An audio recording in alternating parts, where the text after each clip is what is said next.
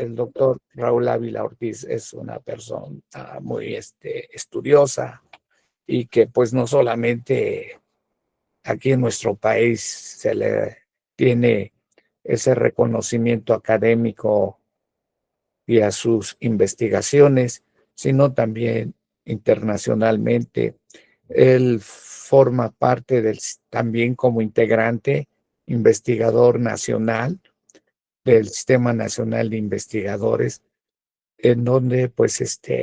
su obra habla por sí. Profesor de la Escuela Judicial Electoral del Tribunal Electoral del Poder Judicial Federal, ha ocupado ese cargo,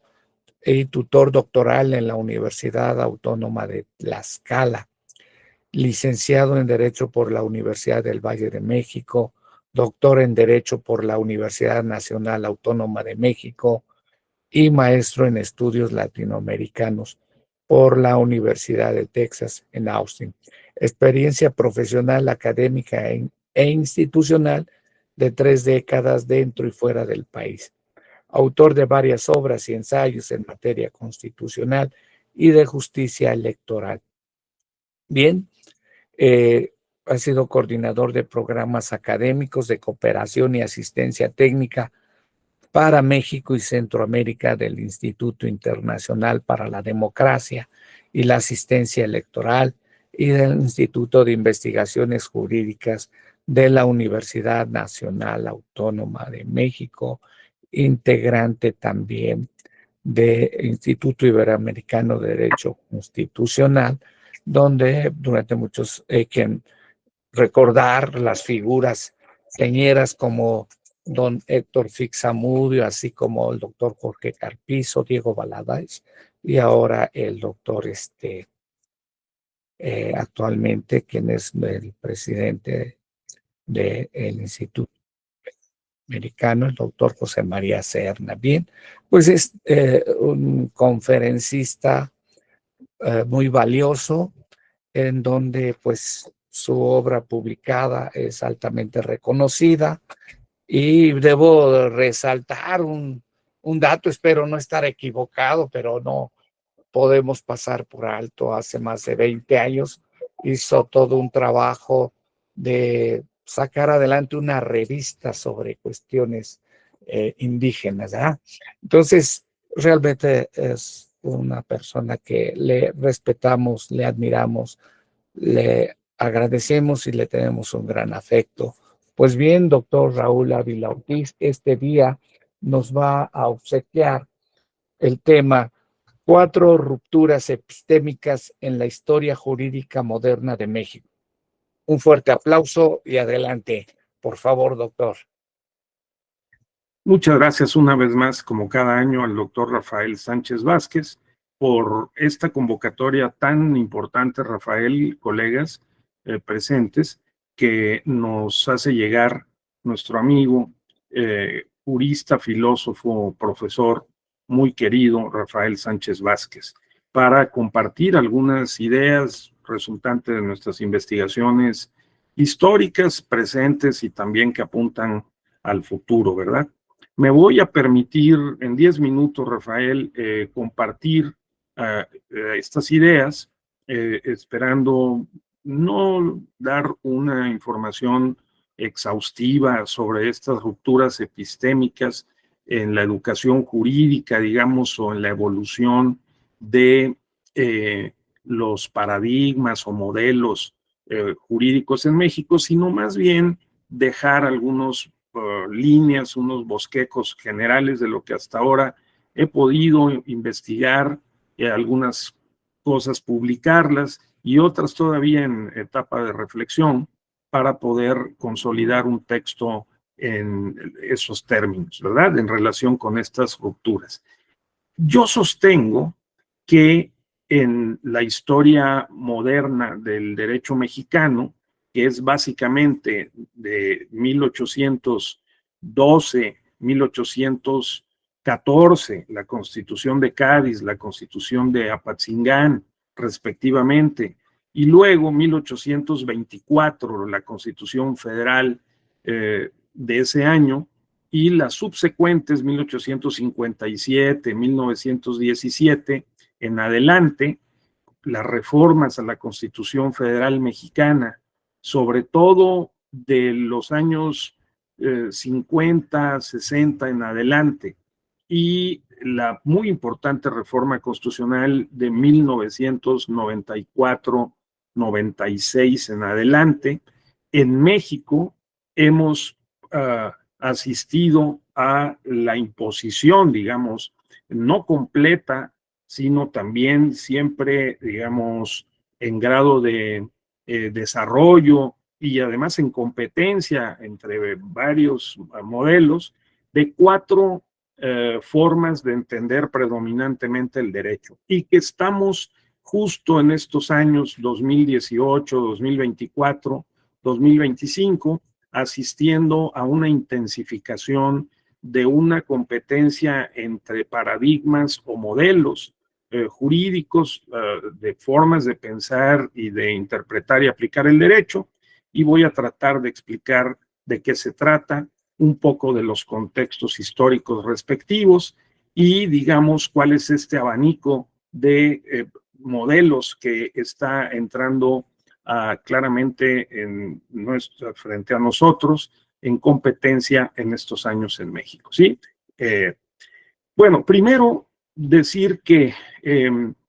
como ya sabemos, desde la fundación de la Universidad primero Real y después también Pontificia Universidad de México en la época colonial, la universidad tuvo 2 facultades, la Facultad de Leyes y la Facultad de Cánones, en donde se enseñaba por un lado el derecho civil y se preparaba al personal que trabajaba en la estructura del gobierno monárquico virreinal, en el caso de la Nueva España, y por el otro lado se formaban en la Facultad de Cánones, pues el personal, los profesores y los abogados que trabajaban para lo que era parte del Estado, que era la estructura eclesiástica. Este modelo duró muchos años, ya sabemos que estuvo basado en las constituciones salamantinas, a imagen y semejanza de la Universidad de Salamanca, algo que también ha investigado el doctor Rafael Sánchez Vázquez en sus obras sobre derecho de la educación, y con el tiempo,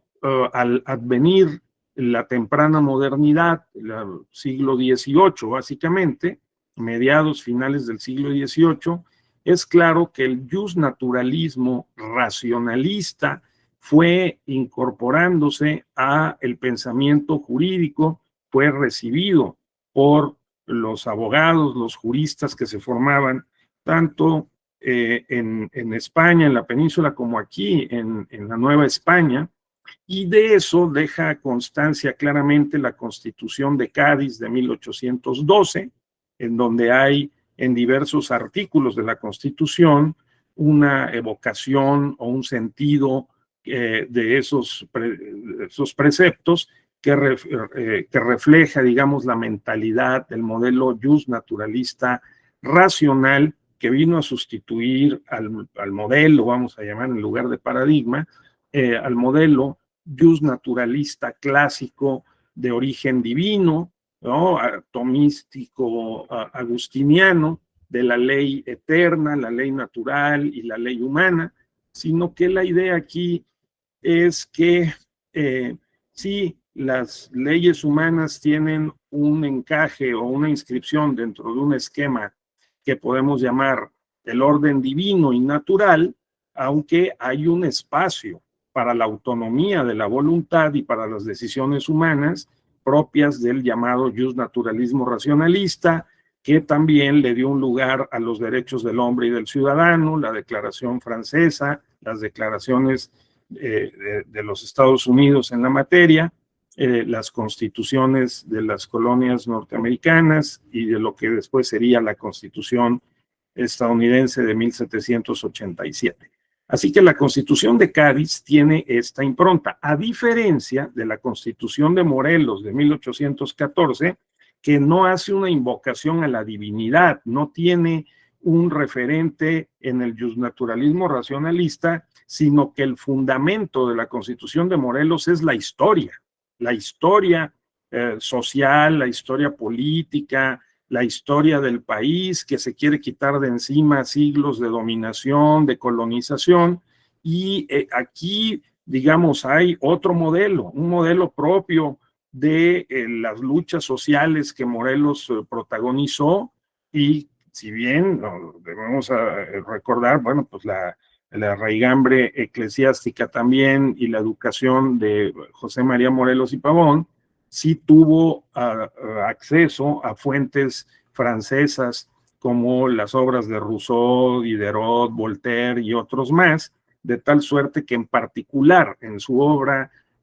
constitucional se puede ver reflejado el planteamiento de Juan Jacobo Rousseau de una democracia más popular, directa, en donde jugara un papel muy fuerte el Congreso, que así diseñó Morelos en Apatzingán en esa constitución. Luego, esa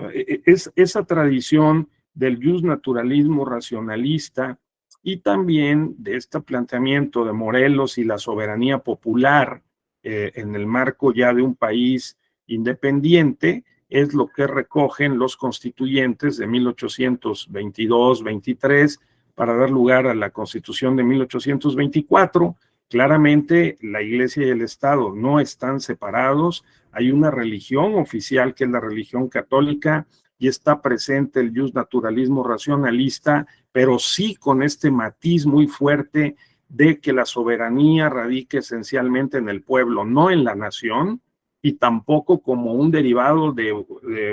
digamos, un origen divino, sino más bien que es el fruto, la constitución, el orden jurídico de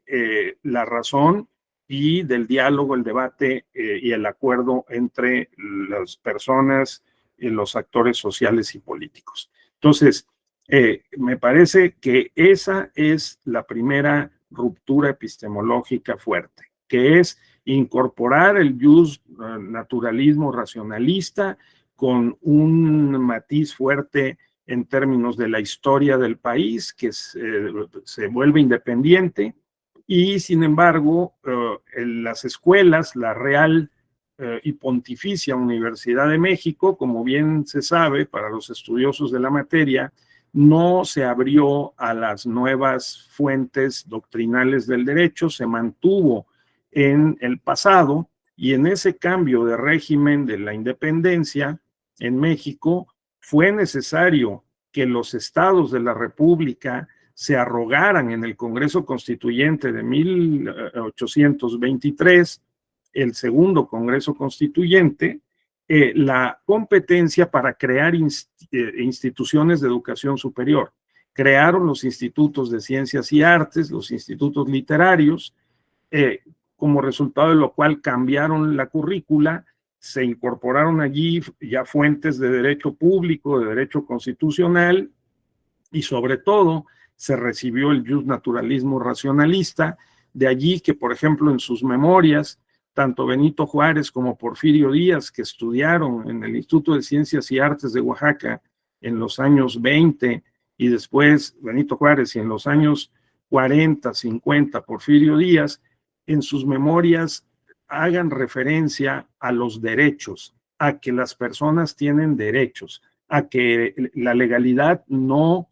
se entiende y las instituciones no se justifican si no es en favor de los derechos del hombre y del ciudadano. Obviamente no hablaban de las mujeres, tampoco hablaban de los indígenas, tampoco hablaban de otros grupos vulnerables, sino ellos se representaban como es el enfoque liberal, pues que se trataba de un cuerpo, de una población, digamos, homogénea, que tenía derechos para todos, igualdad formal ante la ley, y sin embargo, sí, este justnaturalismo racionalista, pues quedó plasmado de manera muy clara en la Constitución de 1857, ¿de acuerdo? Es ahí en donde está por primera vez se elimina de la Constitución en México la fórmula de que la religión católica es la religión de Estado, con exclusión de cualquier otra, esta laicidad por omisión, digamos, de una expresión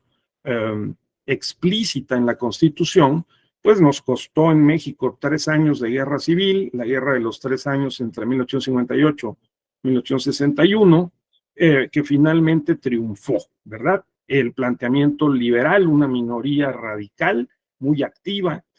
comandada por los liberales puros, sobre todo Melchor Ocampo, Benito Juárez, Juan Álvarez, y digamos también discutida con los liberales moderados, sobre todo los hermanos Lerdo de Tejada de Veracruz, Miguel y Sebastián, y también Ignacio Comonfort. Ante esto, aquí tenemos pues la primera ruptura. Es una ruptura que no es de un año, no es de una década, es una ruptura que lleva décadas, que lleva por lo menos 4 o 5 décadas para poderse consolidar y expresarse de manera plena en la Constitución y en el orden jurídico. Hay que hacer notar que la segunda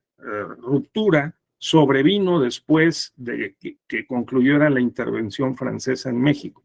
porque Benito Juárez, presidente de la República, le encargó a Gavino Barreda el rediseño de la educación en México.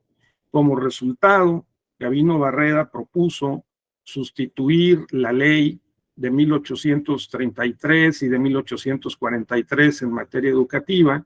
y propuso una nueva legislación. La idea era que se incorporara gradualmente el positivismo. Entonces, esta es la segunda ruptura. Benito Juárez se dio cuenta, era un hombre que sabía escuchar, de que Gavino Barreda, que había sido discípulo de Augusto Comte en París, del fundador del positivismo y de la sociología, ¿verdad?, en las ciencias sociales, tenía una interpretación de la historia de México, la cual transmitió en un discurso pronunciado por Gavino Barreda en su natal Guanajuato, que se conoce como la oración cívica. En esa oración cívica, Gavino Barreda explicó cómo el país y otros países venían evolucionando en 3 etapas, de la etapa mítica a la etapa religiosa y a la etapa positiva. Y se llamaba positiva como se lo ha merecido el positivismo en general y el positivismo jurídico en particular, porque demanda o reclama, postula que se puede conocer la realidad de manera objetiva a través de los sentidos y con metodologías que permitan verificar los hechos que ocurren fuera de la mente humana y fuera del cuerpo humano. Digamos, hay una realidad objetiva que se puede conocer y parte de esa realidad objetiva son las leyes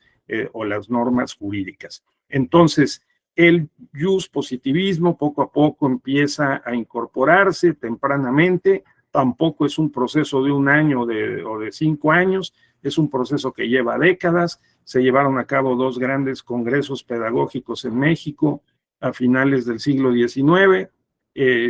Gavino Barreda fue que creó la Escuela Nacional Preparatoria y que abrió la Escuela Nacional de Jurisprudencia, que vino a sustituir al antiguo Colegio de San Ildefonso. Poco a poco fue incorporando en la currícula también estas materias que después serían muy familiares para nosotros: derecho civil, derecho penal, derecho de los procedimientos penales, desde luego el derecho romano, el derecho patrio, la economía política, el derecho constitucional y administrativo, principios de legislación, en donde se enseñaba la obra de Jeremías Bentham, claramente un positivista temprano,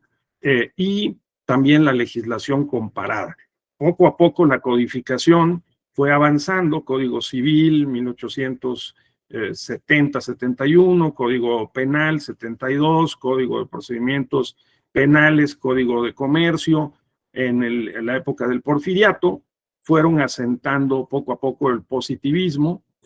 Justo Sierra heredó esta estafeta de Gavino Barreda. Recuerden ustedes que la Universidad Nacional estuvo cerrada porque Benito Juárez la consideró inútil y perjudicial, porque no se había abierto a las nuevas corrientes doctrinales y de las nuevas ideas jurídicas y sociales, y se reabrió la universidad con el proyecto que Porfirio Díaz le encargó a Justo Sierra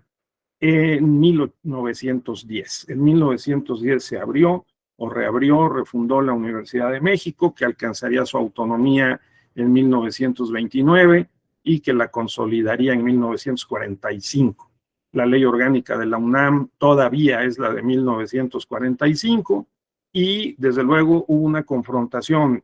mediando la revolución de 1910-17 y luego la Constitución de 1917 que refrendó el positivismo, ¿sí? Que sin embargo encontró diversas competencias y oposiciones por parte de otros modelos. Téngase presente que también se había abierto en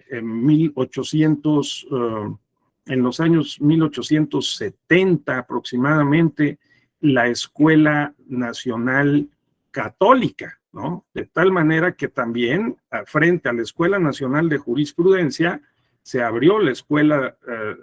Católica de Jurisprudencia,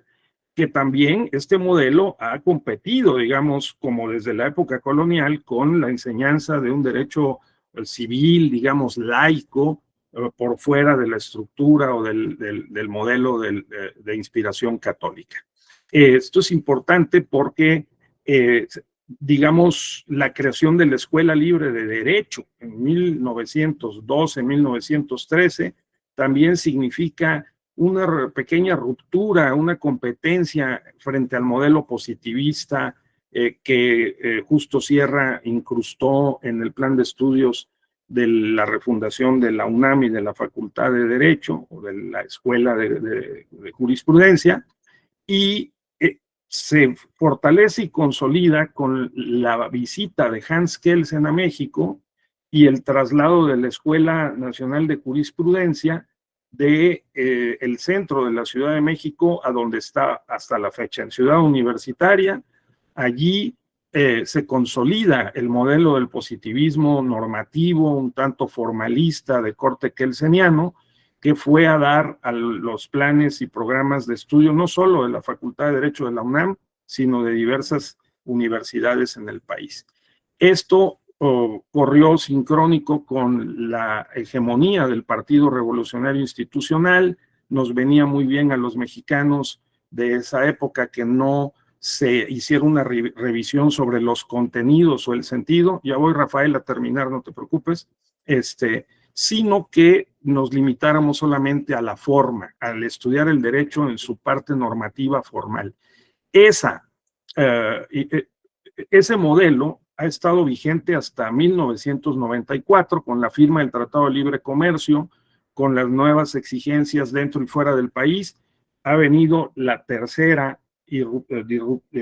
disrupción epistémica, que es la del llamado constitucionalismo garantista y también principialista, que nos ha servido de inspiración durante prácticamente 30 años, ¿sí? Que es el entender que la Constitución lo que hace es proteger la dignidad humana, los derechos, sus garantías, la justicia constitucional, la división de poderes, etcétera. Ahora, esa tercera ruptura está enfrentada hoy a una cuarta posible ruptura, y esta está dada por el desafío del constitucionalismo popular, el nuevo constitucionalismo latinoamericano, la crítica jurídica, en donde aparecen otras posibilidades, ¿no? El pluralismo jurídico, que el mismo presidente de la Suprema Corte está auspiciando y promoviendo, ¿sí? El nuevo presidente, Hugo Aguilar, y claramente están entrando en una competencia, me parece que sana, por un lado el llamado el constitucionalismo garantista o el garantismo jurídico y el principialismo frente a estas otras corrientes, ¿sí? Entonces, esta es la cuarta ruptura epistémica y estamos en el corazón, digamos, de ese debate. En México, me parece que en los meses y años que vienen se va a intensificar y que ojalá logremos una síntesis virtuosa de estas dos posiciones para poder tener un mejor más consolidado, maduro Estado de Derecho. Ese sería mi planteamiento, estimado Rafael. 4 rupturas: la del jus naturalismo racionalista, la del jus positivismo, la del garantismo jurídico y el principialismo, y estamos hoy a las puertas de una más, que es el de las escuelas y enfoques críticos, que vendrían también a competir con este modelo interpretativo y argumentativo que mucho ha acompañado al garantismo jurídico y al principialismo. Muchísimas gracias. Hemos escuchado con mucha atención, como siempre lo he manifestado, mi querido amigo doctor Raúl Ávila Ortiz, esa capacidad de síntesis y análisis extraordinaria. Como siempre, mis respetos, afecto, agradecimiento y admiración de siempre, doctor Raúl Ávila Ortiz. Un fuerte aplauso. Como siempre, muchas gracias.